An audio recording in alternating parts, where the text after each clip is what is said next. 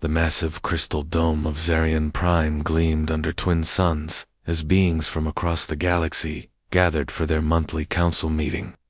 Inside the shimmering hall, 12 different alien species sat in their designated areas, each one looking vastly different from the others. Some floated as balls of pure energy, others stood tall with multiple arms, and a few appeared as living crystals that sparkled with inner light. Ambassador Velthor of the Crystal People stepped forward to the center of the room. His body was made of clear blue crystal that rang like bells when he moved. In his hands, he held a small device that projected moving pictures into the air above everyone's heads. Fellow council members, Velthar began, his voice echoing through translation machines that turned his crystal chimes into words everyone could understand. Today we discuss our newest discovery, a small blue planet in a distant arm of our galaxy. The floating pictures showed a world covered in blue oceans and green lands. Cities dotted the surface, connected by long roads and filled with creatures that walked on 2 legs. These creatures had pale skin, dark hair, and wore simple clothes made of plant fibers and animal hides. The species calls itself human, Velthar continued with what sounded like amusement. They show some signs of intelligence, but their behavior is quite ... primitive. More pictures appeared in the air. The humans were building machines that belched black smoke into their sky.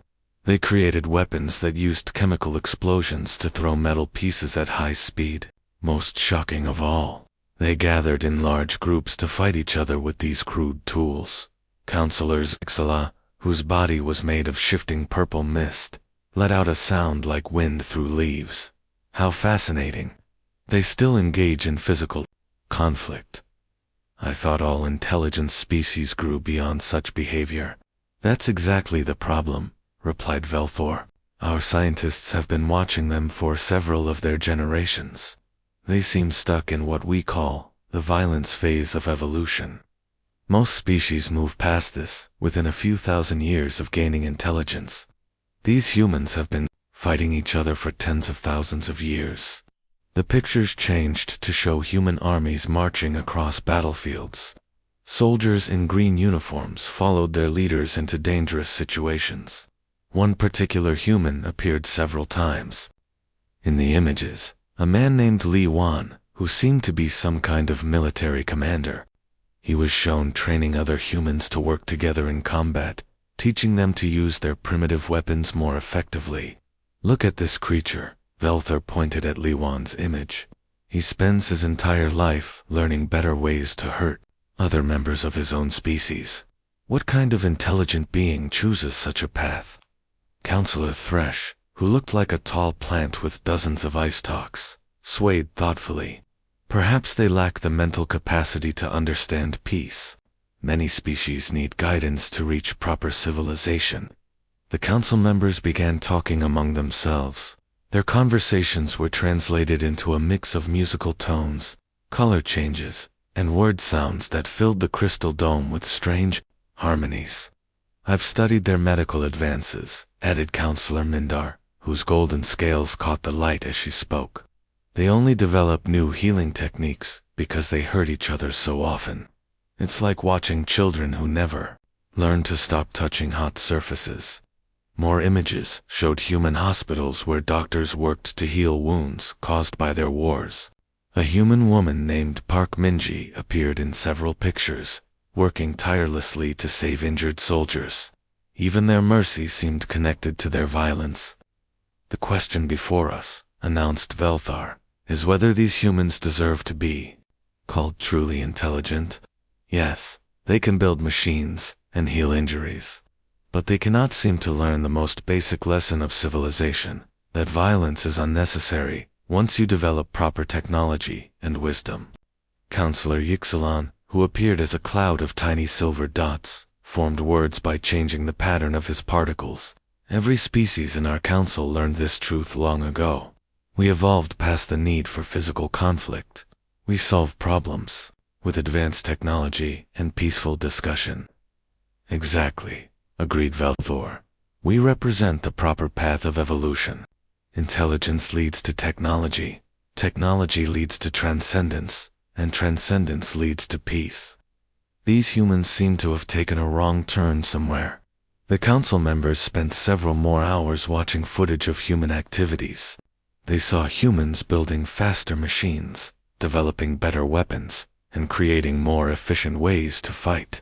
Everything the humans did seemed focused on becoming better at conflict, rather than moving beyond it. I propose we classify them as presentient, declared Velthor finally.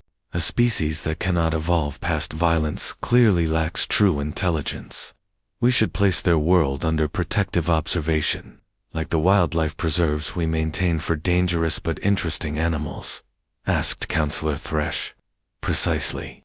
We can study them safely from a distance, and perhaps, in a few thousand years, they might develop enough to join proper civilization. Until then, they're simply too primitive and aggressive for contact with evolved species. The vote was quick and unanimous. Every council member agreed that humans were fascinating but flawed creatures who needed to be kept away from civilized society until they learned to behave properly.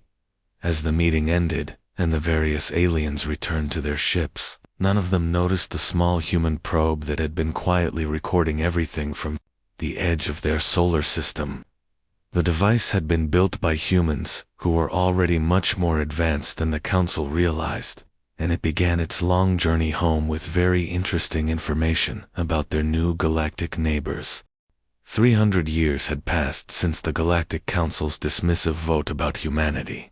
The blue planet Earth had changed dramatically during those centuries. Where once primitive cities had belched black smoke, now gleaming spaceports launched vessels toward distant stars. The humans had not followed the expected path of peaceful transcendence that other species took. Instead, they had become something the Council had never seen before. Captain Kim Tai-ho stood on the bridge of his exploration ship, Defiance, as it dropped out of hyperspace near the Proxima Centauri system. The vessel was unlike anything in the Council's elegant fleet designs. It looked more like a flying fortress than a transport ship, with thick armor plating and weapon ports visible along its hull. The massive fusion engines at the rear still glowed with residual heat from their jump across space. "Sir, we're detecting 3 unknown vessels approaching from the inner system," reported Lieutenant Choi Huna from her position at the sensor station. Her uniform was practical military gray, with various tools and a sidearm attached to her belt. "They're using some kind of advanced propulsion system we haven't seen before." Kim Tai-ho nodded calmly. He was a veteran of humanity's expansion into space, having led dozens of exploration missions into unknown territory. His crew trusted him completely, having served together through dangerous encounters with space pirates and hostile alien wildlife on frontier worlds. "Open communication channels," he ordered. "Let's see who our neighbors are." The main viewing screen flickered to life, showing the interior of one of the approaching alien vessels. The being that appeared was tall and graceful, with crystalline features that sparkled with inner light. His movements were smooth and precise, like a dancer or artist, rather than a soldier or explorer.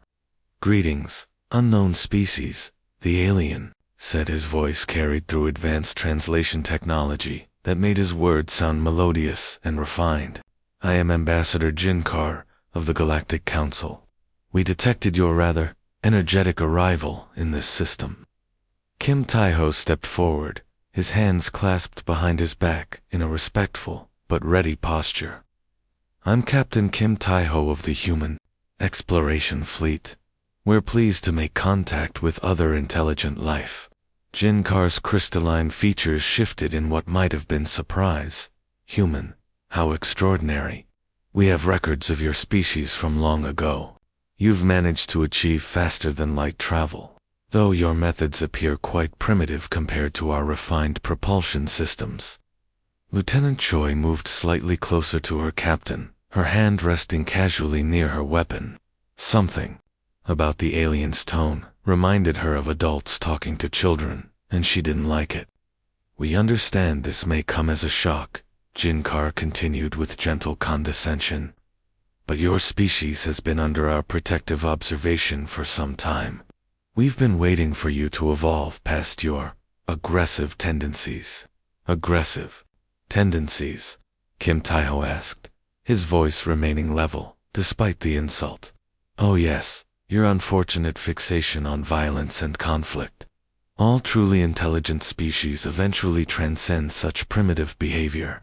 The good news is that we've prepared several suitable worlds where your people can continue practicing your unique cultural traditions, without disturbing the peace of civilized space.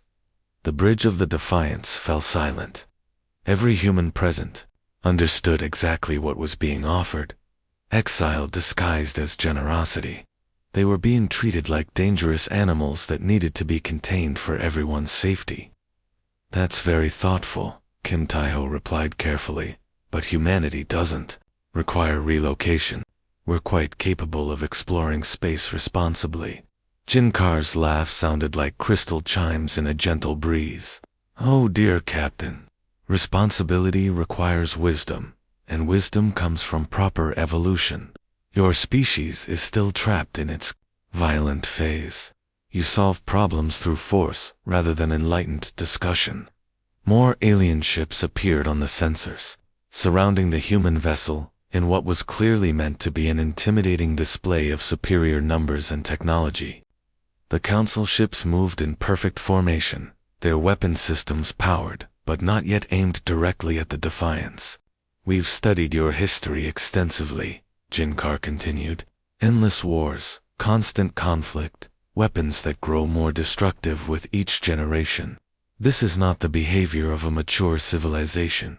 You need guidance to reach your full potential, Lieutenant. Choi stepped forward, unable to remain silent any longer. And who made you the judges of what constitutes proper evolution?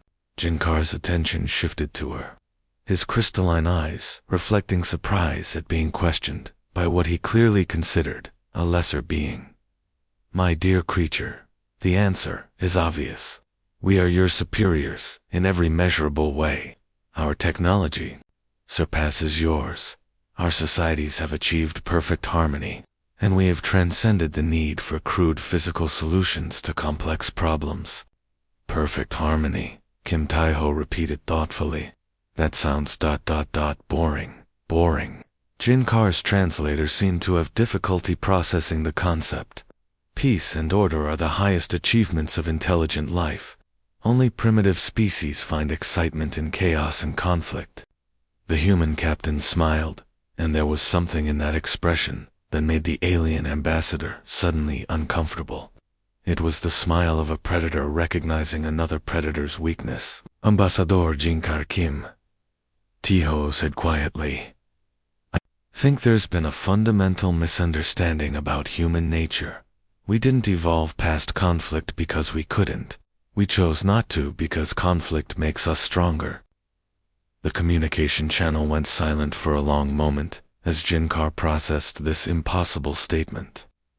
In his perfect, peaceful galaxy, no intelligent species had ever made such a choice. I think we should continue this discussion later, Jinkar finally managed. After you've had time to consider our generous offer.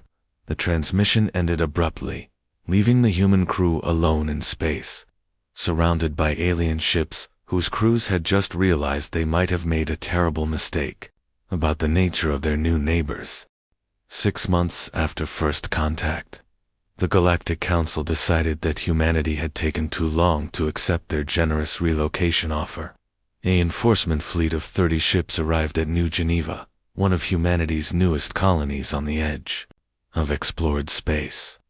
The alien vessels moved in perfect formation, their hulls gleaming with advanced materials that seemed to bend light around them. Admiral Jang Siakman watched the approaching fleet from the bridge of his battleship Indomitable. Unlike the sleek alien craft, his ship looked like it had been built for war. Thick armor plates covered every surface, and weapon turrets dotted the hull like metal thorns. The human defense fleet consisted of only 12 ships, but each one bristled with guns and missile launchers. Sir, The aliens are sending a message, reported Tactical Officer Lee Naeong from her station. She was young but experienced, having served in battles against space pirates in the outer systems. The main screen flickered to life, showing Commander Yeltharon of the Council Fleet. The alien looked like a tall, graceful bird made of silver, metal, with multiple arms that moved in flowing gestures as he spoke. "Human vessels, you are ordered to stand down immediately," Yeltharon announced in his melodious voice. "We are here to begin the peaceful relocation of your colony to a more appropriate world. Resistance will be met with necessary force." Admiral Siakman stepped forward, his weathered face showing no emotion. He had spent 40 years in space, fighting everything from asteroid miners to alien predators. "Commander Yeltharon, this colony is sovereign human territory. We decline your relocation offer." "You misunderstand," the alien replied with obvious patience. "This is not a request.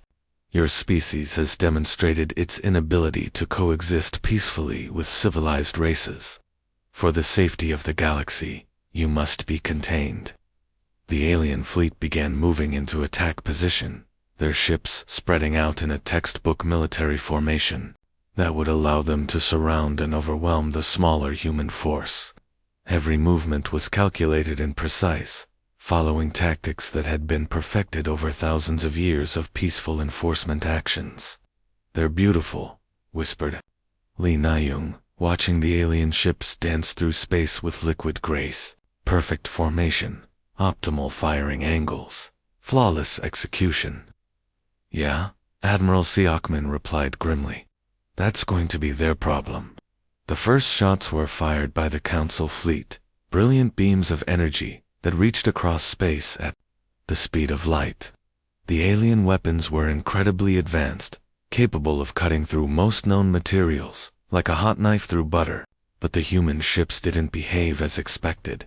Instead of maintaining formation and trading shots like civilized opponents, the human vessels scattered in all directions like startled animals. The Relentless, commanded by Captain Park Jinwoo, suddenly accelerated directly toward the alien flagship, ignoring the energy beams that scorched its armor. "Impossible," transmitted Commander Yeltharon. "No rational commander charges directly into superior firepower." But Captain Park wasn't being irrational. As his ship closed with the alien vessel, he opened all communication channels, all crew to escape pods. Reactor overload in 30 seconds. The alien commander watched in horror as the human ship's fusion reactor began building toward a controlled explosion. In his thousands of years of military service, Yeltharon had never seen a captain deliberately sacrifice his own vessel as a weapon. The Relentless slammed into the Council flagship just as its reactor detonated. The explosion sent both ships tumbling through space, their hulls cracked and systems failing. But Captain Park and his crew had already evacuated in their escape pods, turning what should have been a suicide attack into a calculated tactical maneuver. While the aliens tried to process this unprecedented action, Major Song Mina led her Marines in an even more shocking move. Using emergency airlocks, her soldiers had transferred from their damaged transport directly onto an alien cruiser. The Council crew, evolved beyond physical confrontation, had no idea how to respond to armed humans running through their corridors. "This is barbaric," one alien officer transmitted desperately. "Civilized species don't board enemy vessels during combat." Major Song, kicking down a door to the alien bridge, replied through her helmet radio, "Then maybe you should have stayed civilized and left us alone." The battle continued for 3 hours, but it wasn't really a battle in any sense the aliens understood. The humans treated every disadvantage as an opportunity, every damaged system as an improvised weapon. When the human destroyer Vengeance lost its main engines, its crew used the ship's emergency thrusters to ram an alien escort vessel. When the supply ship Hope ran out of missiles, its captain ordered the crew to physically throw their remaining ammunition out the airlocks, creating a debris field that damaged alien sensors. Most shocking of all was how the humans worked together. While alien crews followed rigid command structures and established protocols, human soldiers adapted to changing situations instantly. When Lieutenant Commander Ru Minyuk lost contact with his squadron, he didn't wait for new orders. He simply looked at the battle, decided where he could do the most damage, and attacked. By the end of the engagement, half the Council fleet was either destroyed or disabled. The surviving aliens retreated to a safe distance, their perfect formations broken by an enemy that refused to follow any logical rules of warfare. Admiral Siakman opened a channel to all alien frequencies as medical ships moved to rescue survivors from both sides. Commander Yeltharon, I hope you're still alive to hear this. Next time you want to relocate us, try asking nicely first. We might surprise you with how reasonable we can be. The message was heard throughout Council space, carried by automated relay stations to every civilized world in the galaxy. For the first time in their long history, the advanced species of the Galactic Council had encountered something they didn't understand, a species that grew stronger through conflict rather than weaker. Dr. Yoon Jung-ho floated weightlessly in his research laboratory aboard the orbital station Discovery, studying alien genetic samples that human forces had recovered from the battlefield at New Geneva. The station orbited Serenity, a former Council world that humanity had captured 3 months earlier. Outside his window, the planet's surface showed no signs of the advanced civilization that had once lived there. Only empty cities, with buildings designed for beings who no longer needed to touch the ground. His research partner, Dr. Han Su, drifted over to his workstation, carrying a data tablet filled with behavioral analysis reports. Her expression was troubled as she looked at the genetic sequences displayed on the holographic screens around them. Gyang-ho, you need to see this, she said, her voice tight with excitement and concern. I've been comparing the DNA samples from 12 different Council species, and I found something incredible. Dr. Yoon pushed himself away from his microscope and floated closer to examine her data. What kind of pattern? Every single species in the Galactic Council evolved on worlds with apex predators, Sujin explained, pointing to holographic displays showing different alien homeworlds. Not just any predators, creatures so dangerous that the intelligent species had to develop advanced technology just to survive. The images showed beautiful but deadly worlds. On Crystalline Homeworld, massive energy-eating monsters had hunted the early crystal people through underground caves. The bird-like Yeltharon species had evolved on a planet where sky hunters with wings spanning hundreds of meters had forced their ancestors to live in deep burrows.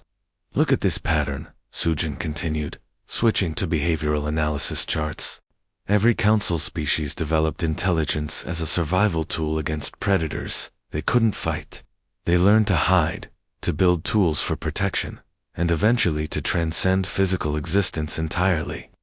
General Kim Min-ho arrived at the laboratory, having taken a shuttle up from the planet's surface where human colonists were establishing new settlements.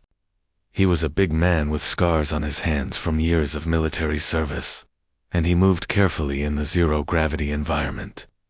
"Doctors, I got your message about urgent findings," he said, pulling himself to a nearby handrail. "What have you discovered?" Dr. Yoon activated a large holographic display that showed evolutionary trees for all known intelligent species. "General, we've been asking the wrong question. We assumed all intelligent life evolved the same way we did, but that's not true. Every species in the Council represents what we might call prey evolution," Dr. Han added. They developed big brains to outsmart predators, advanced technology to hide from danger, and peaceful societies because violence meant death for their ancestors. Colonel Shin Wusong joined the group, having heard the discussion over the system. He was younger than the general, but had earned his rank through brilliant tactical thinking during the recent battles. "So they think evolution only goes one direction, toward peace and transcendence." "Exactly," Dr. Yoon replied. To them, any species that doesn't follow this path must be primitive or defective. They literally cannot imagine an alternative. The holographic display changed to show Earth's evolutionary history. Images of early humans hunting massive creatures appeared in the air around them: woolly mammoths, saber-toothed cats, and other dangerous animals that had shared the planet with humanity's ancestors. But humans evolved as apex predators, Dr. Han continued.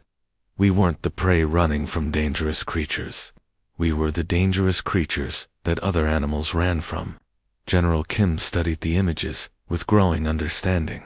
So while they developed technology to escape conflict, we developed technology to win conflicts. It goes deeper than that, Dr. Yoon said, pulling up brain scan comparisons between humans and council species. Look at these neural patterns. Council species show maximum activity in areas associated with pattern recognition and defensive thinking. Their brains are literally wired to avoid confrontation. Human brains show the opposite pattern, Dr. Han added. Maximum activity in areas associated with problem-solving under pressure and group coordination during conflict. We're wired to see challenges as opportunities. Colonel Shin laughed, but there was no humor in the sound. No wonder they're terrified of us. To them, we're not just warriors. We're the evolutionary nightmare their ancestors spent millions of years learning to run away from. The group fell silent as the implications sank in. Through the laboratory windows, they could see human ships patrolling the space around Serenity. Their ugly, practical designs a stark contrast to the graceful alien vessels that had once protected this world. There's something else, Dr. Han said quietly. I've been studying their historical records. Every time the Council encountered a species that showed aggressive tendencies, they either convinced them to change or removed them from the galaxy. Removed them how? General Kim asked, though his expression suggested he already knew the answer. Extinction events? Mysterious plagues? Technological disasters? Always explained as natural disasters, or the result of the species' own violence. But the pattern is too consistent to be coincidence. Dr. Yoon brought up a star chart showing empty solar systems scattered throughout Council space. These systems all show signs of having once supported intelligent life. But according to Council records, those species evolved themselves out of existence through violence. They've been committing genocide for thousands of years, Colonel Shin said, his voice hardening, wiping out any species that didn't fit their idea of proper evolution. And now they've met a species they can't wipe out, General Kim added grimly. A species that gets stronger through conflict instead of weaker. The implications were staggering. Humanity hadn't just encountered another form of intelligent life. They had discovered that they represented an entirely different evolutionary path that the galaxy's dominant civilization had been systematically destroying for millennia. Outside the laboratory windows, human ships continued their patrols, no longer exploring a peaceful galaxy, but preparing for a war that had been building for thousands of years without them knowing it. The final battle began at dawn on Ethereal Nexus, the ancient fortress world that had served as the Galactic Council's capital for over 10,000 years. Admiral Bei Siwan stood on the bridge of his flagship Unstoppable, watching defensive systems activate across the planet's surface that had not been used since the early days of Council formation. Massive energy shields flickered to life around the planet, creating a glowing barrier that could supposedly stop any known weapon. Ancient orbital platforms rose from hidden locations, their weapons charged with power sources that predated most civilizations in the galaxy. The defenses had been built by species that had transcended physical existence long ago, designed to protect the Council from any conceivable threat. Sir, we're detecting over 300 defensive installations, reported Captain Oh Kung-ho from his scout ship Shadow Dancer. Their targeting systems are unlike anything we've encountered. They seem to predict our movements before we make them. Admiral Siwan studied the tactical displays showing the impossible maze of overlapping defensive fields surrounding Ethereal Nexus. Any normal military force would have retreated immediately, recognizing that attacking such fortifications would be suicide. "Pattern analysis complete," announced Lieutenant Park Sojong from the sensor station. "The defensive grid operates on mathematical algorithms. Every weapon placement follows perfect geometric principles for maximum coverage, with no blind spots." "Perfect," Siwan replied with a grim smile. "Then we'll be imperfect." The human assault fleet of 60 ships suddenly scattered in seemingly random directions, abandoning all military formation and tactical logic. The ancient defensive systems, programmed to respond to organized attacks by rational opponents, struggled to track targets that moved without any apparent strategy. Commander Ru Doyon led his squadron of fighters directly into what the computers identified as a certain kill zone, where overlapping energy fields should have destroyed any vessel within seconds. But instead of following predictable flight paths, his pilots flew like they were dodging through an asteroid field, using random acceleration and direction changes that made targeting impossible. "This is impossible," transmitted Defense Coordinator Primthin from the planet's surface. "No military force attacks without formation or strategy. How can we calculate responses to chaos?" The human fighters weren't being chaotic, though. They were being creative. Each pilot made split-second decisions based on instinct and training, adapting to threats faster than any computer system could predict. When energy barriers blocked their path, they found gaps that the defensive algorithms hadn't considered. Important. On the planet's surface, the real breakthrough came from an unexpected source. Major Lee Yoonji led her ground assault team through the capital city's sewage system, following maintenance tunnels that the Council's architects had never considered security risks. The ancient beings who designed Ethereal Nexus had transcended physical needs long ago and hadn't thought about vulnerabilities that only corporeal species would exploit. "Security checkpoint ahead," whispered Sergeant Kim Daesung through the team's comm system. "Automated guards, energy barriers, the whole setup." "Can we go around it?" asked Major Lee. "No need," replied Private Choi Minsu, who had been studying the tunnel schematics. "These barriers are designed to stop beings trying to break in from outside, but we're already inside the perimeter." The human soldiers simply walked through security systems that had been designed to stop external threats, not infiltrators who approached problems from directions the builders never imagined. Within hours, they had reached the Council's emergency command center, deep beneath the capital city. The climactic moment came when Colonel Nam Jung-hyuk and his special operations team breached the high chamber, where the Council's leadership had taken refuge behind energy barriers that had protected them for millennia. The alien leaders floated in their energy forms, believing themselves safe behind defenses that no physical being should have been able to penetrate. "Impossible," whispered Counselor Primera, her ethereal form flickering with terror, as armed humans appeared in her supposedly impregnable sanctuary. "The barriers, the security systems. How did you reach us?" Colonel Nam looked around the chamber, noting the beautiful crystalline walls and floating energy sculptures that decorated the space. Everything was designed for beings who no longer had physical bodies, with no consideration given to threats that might crawl through ventilation systems or cut through power cables with simple tools. "You evolved past physical limitations," he explained calmly, removing his helmet to show his scarred, very human face. "But you also evolved past understanding physical solutions. We didn't transcend our bodies, we learned to use them better." Throughout the battle, human forces had turned the Council's greatest strengths into weaknesses. Their perfect defensive algorithms couldn't handle imperfect opponents. Their transcendent architecture had blind spots that only physical beings would notice. Their advanced technology relied on assumptions about civilized behavior that humans simply ignored. As emergency evacuation fleets launched from Ethereal Nexus, carrying the surviving council members toward the distant edge of the galaxy. Admiral Saiwan opened communication channels to broadcast across all known frequencies. To all species listening, his voice carried through translation systems to thousands of worlds. The universe is vast enough for different kinds of evolution. The Council taught us that intelligence leads to transcendence and peace. But intelligence can also lead to strength and victory.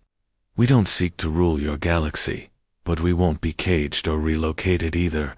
The Great Exodus began as former Council species abandoned their core worlds, fleeing toward empty systems where they hoped to rebuild their perfect civilizations, far from the humans, who had shattered their understanding of evolution itself.